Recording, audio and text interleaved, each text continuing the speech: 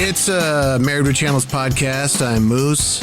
I'm Jody. We are here to talk TV and movies, and we have a movie and a TV today. Yeah. And they both, there's some dad stuff going on there, and full disclosure, my dad passed away, and it's been kind of a long trudge, so maybe that's why we haven't been recording in a little bit. But we begin with a TV show that is essentially, it's like, not a reboot, but it's a continuation of the Raylan Givens story from Justified, where we have a one-off season. I guess now it's a limited series, Justified City Primeval. Now, full disclosure, this was one of our favorites back in the day. Yeah. As it ran from, I want to say 2010 to 2015, somewhere in there. But now Raylan Givens, the U.S. Marshal from Kentucky, is not in the hollers of Kentucky anymore. He's in Detroit. Mm-hmm. And he's dealing with a bad dude named Clement Mansell, played by Boyd Holbrook. Can I just say, I don't like the name. What name? Justified City Primeval. I know you're not a fan of that. It just seems so, I don't know. Well, it's actually the name of the Elmore Leonard book. Fine. That it's based on. So that's fine. I think they want to have their cake and eat it too with the Justified fans and the Elmore Leonard fans. But actually, no, that doesn't make sense because Justified fans probably are Elmore Leonard fans. But anyway. I don't know. I haven't read it. I just watched the TV show. Yeah. What would you call it? I don't know. I don't know. That's not a good name. I don't know. This one, I just don't remember it. And I just feel like it's like, I don't know. Really? Okay. Seems a little dramatic. So not a fan of the name. So far, 3 episodes we've watched. Yeah. I think the 4th one just dropped as we're recording this. Or will drop. Yeah, will drop next week, actually. Okay. So we're caught up at this moment. Look at us. What do you think? I like it. I mean, it's got a good cast. So far, I'm invested in the story. Yeah. It's intriguing. There's some good acting here. I don't know if you're going to bring up the nepotism, but I'm not so sure about his daughter playing his daughter in this. But yes, go ahead. I am sure. Yeah, his daughter, Vivian Oliphant, Timothy Oliphant's daughter, plays his daughter in the show. And she's not good. Yeah. I don't think she's a good actress at all. Yeah. I think she got the job by virtue of her dad, and we've beaten the nepotism drum quite a bit here. I know. So I'm not going to get into too much on that. I'm trying to separate the nepotism out of it, and she's just not good. Yeah. I'm not feeling her emotion, I'm not feeling that character's, it just seems so wooden, Yeah, it's very flat. It's very flat. There's not a lot of, nothing in the eyes that really expresses any emotion or feeling. And, I think she could benefit from taking some classes from her dad's acting coach, maybe. Sure. So, but that aside, I like the dynamic between Raylan Givens trying to do his job and also trying to be a dad and sometimes not doing so well at either of those. Well, especially this particular show, there's essentially a psychopath running around that they're trying to nab, they're trying to get the bad guy. Yeah. And he's pretty elusive to them. And, crime and all that stuff and him kind of following leads and he's gone for long periods of time. Like it's just not good for parenting, Yeah. And keeping a teenage girl, I think in the show they said she's 15, keeping her occupied and happy, I mean, what a task to try and do your job and be a single parent of a teenage girl in a strange city. Mm-hmm. Living out of a hotel. And, yeah. Yeah. Don't really know the place, et cetera, et cetera. Yeah, that's, I don't know. It's almost like you have to be focused on one or the other. To do both would be almost impossible. But he's kind of, like I said, failing at both a little bit. But knowing that's Raylan Givens, he's probably doing better at the job stuff than the personal life stuff. I like Justified City Primeval. I think it's great. It's well written. Aside from the daughter, the acting's great. Boyd Holbrook is killing it as the bad guy. Yeah. And it's not like, he's not like chewing up the scenery bad guy. No, but it's like chilling. Like, oh man, are you a bad dude in real life? Because this is pretty believable. Yeah. He's doing really good as the bad guy. And there's some good side characters here. What's his name? Vondi Curtis Hall, who plays Sweetie. He's been in a million things. He's really good in this too. Yeah. Yeah. So you have some really good performances. Victor Williams, Wendell Robinson. I always remember him from King of Queens as one of what's his name's buddies. But the one thing, the show's good, but it's just kind of, Justified. It had something kind of special and unique by it being in Kentucky and set in that world. Mm-hmm. And it just felt so like a comfortable leather shoe. It just felt good. It just felt right. Whereas here it's supposed to be kind of fish out of water. I get that, but it's just, it doesn't have that same kind of panache that Justified the show did.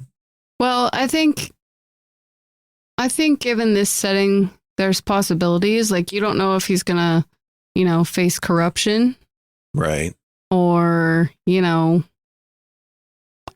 if he's going to be able to bring this bad guy to justice, Mm-hmm.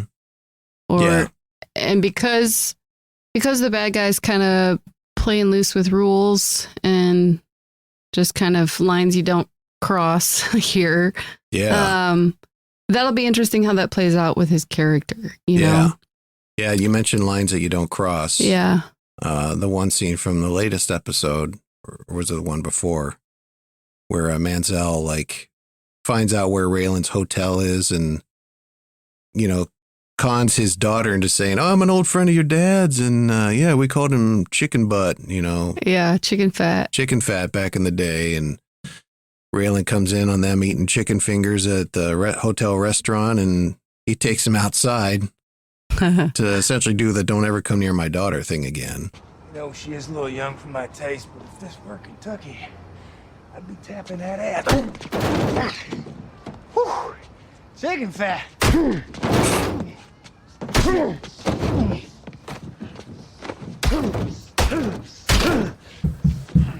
I see you near my daughter again.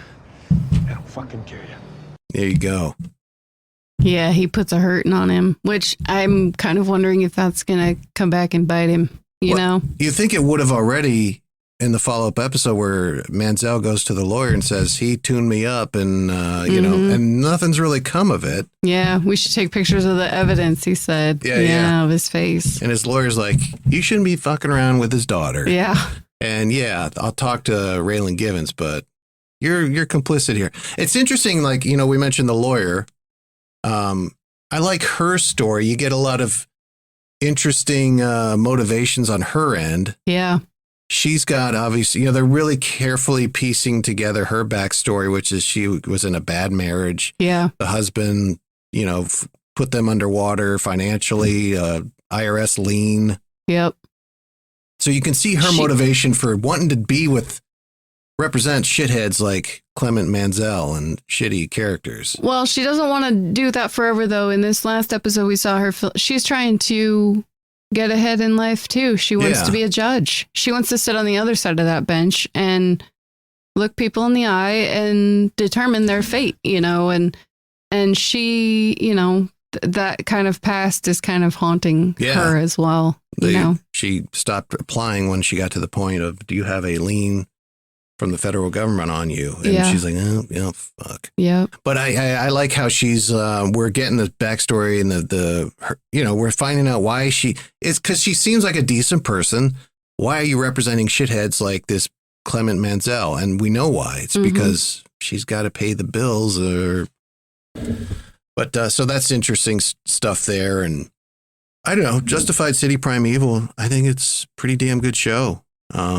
Yeah. It makes me want to go back and rewatch Justified. Yeah, a little bit more. Yeah. They even kind of alluded to rooftop in bar in Miami incident from season 1 of Justified. I feel like too, like this is a nod to that, and it's still a character, but it's different because he's different now. You know, kind of like you mentioned, like he's a single dad of a teenage girl now. Like we didn't see that side of him or his character, you know, and how it's changed him or not changed him. Yeah. For sure. Yeah. Being a dad of a tween girl has definitely changed you, hasn't it? Oh, yeah. In so many ways. Justified City Primeval, I would recommend it. It's on the FX Hulu. Yeah. Do it. Moving on to a movie, Dungeons and Dragons: Honor Among Thieves. Nerd Chris alert. Pine. Nerd alert. Yes and no. I know, right? Chris Pine's in here, Michelle Rodriguez, some other faces you've recognized. The one redhead from It. What's the British guy's name? Hugh Grant. Hugh Grant. Thank you. So Dungeons and Dragons: Honor Among Thieves. Okay, is there any 20-sided die in this? No. Nope. And it's very much, and we can attest to this, it's not a movie just for Dungeons and Dragons fans. The board game. Obviously, it's based on the board game, the very popular role-playing board game.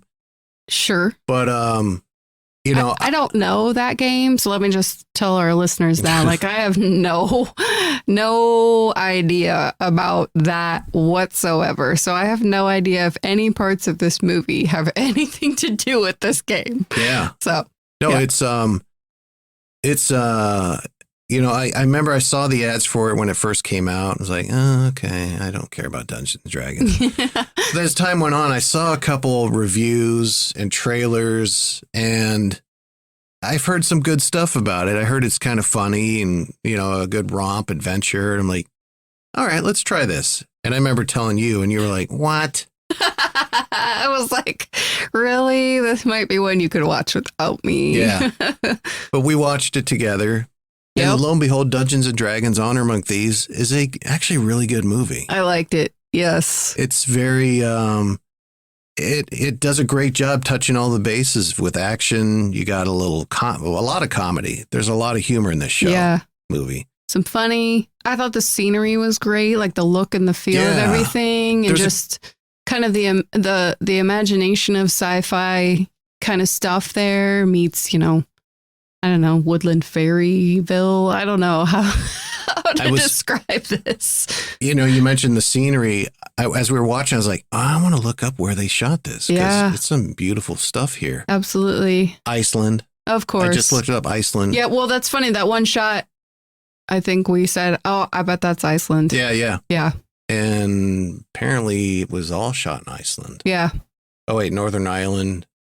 Okay, I can see that too. So Northern Ireland and Iceland. And what a life. I'm just going to go to these other countries and film a movie. That looks beautiful. I keep, you know, between this and like the Apple TV screensaver, I'm like, we got to go to Iceland. I know. It's beautiful, right? Yeah. Yeah. It's lush green, and you have some very scenic, you know, vistas. But the movie Dungeons and Dragons, like I said, it touches on everything. There's the humor. There's also, you know, some sweet kind of tender moments here and there. Not too much, but enough that it's like, you know, it works. It makes sense. And I just thought it was a really good, entertaining movie. Yeah. I thought it was well done, well pieced together. The story, you know, the pacing was good. Everything kept kind of moving along. You're right. There was some heartfelt stuff, but not too much, you know, to drag it down or make it too heavy. Yeah. It was very entertaining, and I really did like it. Yeah. So, you know. Despite Hugh Grant being in it, who I've heard is just a major asshole, but it's fitting. He plays essentially the villain here, the bad guy. But here's a taste of like kind of the humor involved with this. Here's a scene where Chris Pine's character Ed, and he's being held by this vine creature that the Red Witch has wrapped him up in, and Forge, Hugh Grant, comes in to say like, you know, we got you. We're going to kill you, essentially. I hope you can take comfort in knowing that she's with the father she deserves. Yeah? And now I'm in a pickle because I don't want to see you die. Which is why I'm going to leave the room. A good example of the humor. Yeah. I don't want to see you die, so I'm just gonna leave. But yeah, good stuff. Good stuff all the way around. I kind of hope they come out with a sequel. Yeah. And they set it up to do a sequel for sure. Sure. I liked all the main characters. I liked, the special effects and things like that. I don't know. It's just a really good, entertaining kind of, I don't know, would you say science fiction or fantasy movie? I'd say fantasy adventure. Okay. It's kind of like along the lines of Willow. Yeah. A great classic. Right. Willow, the Lord of the Rings type stuff, any kind of medieval type movie, but with lots of comedy. Mm-hmm. So I would recommend Dungeons and Dragons Honor Among Thieves. And like I said, I hope they come out with a sequel. And the CGI you mentioned was pretty good. Like there's no CGI. I was like, yeah, weird. Yep. That could have been better. Yeah. But yeah, go check out Dungeons and Dragons. Go watch some Justified City Primeval, then check out Dungeons and Dragons. Yep. I think so. I think so as well. Until next time, make sure you follow us on Twitter. And we'll be up on Threads soon, I think. The new social media. What? Yeah, Twitter's a hot mess. We're getting out of there. What? And Married W Chans is the Twitter account. And until next time, oh, wait, you had stuff. Share, tell your friends. Share, tell your friends. Give us a good review. Give us a good review. Give your dad a big hug. And until next time, I'm Moose. And I'm Jody. We'll see ya. Bye.